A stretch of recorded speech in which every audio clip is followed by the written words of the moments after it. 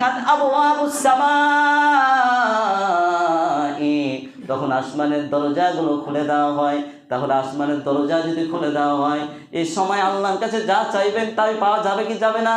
তাহলে এবার আমার আপনার কাছে একটা প্রশ্ন, আপনার বিবেকের কাছে একটা প্রশ্ন। এই যে 11টা দিন চলে গেল, 11টা রমাদান মাস চলে গেল, 11টা রমজান চলে গেল, বলেন তো আপনি কয়দিন চোখের পানি ফেলে আমার আল্লাহর কাছে চেয়েছেন? আপনি মনে করেছেন আল্লাহর কাছে না চাইলে আপনাকে দিয়ে দিবে? আপনি কাজকর্ম করবেন না, আপনি বসে বসে খেতে পাবেন? তাহলে আল্লাহর কাছে চাইতে হবে। এখন আপনার বিবেকের কাছে প্রশ্ন, বলেন তো আপনি কয়দিন আমার আল্লাহর কাছে চাইলেন? কয়দিন চাইলেন? অনেক মানুষ চাই নাই, তো আপনাকে এমনি দিয়ে দিবে, ঘরে বসে থাকলে এমনি আপনার খাবার পৌঁছে যাবে।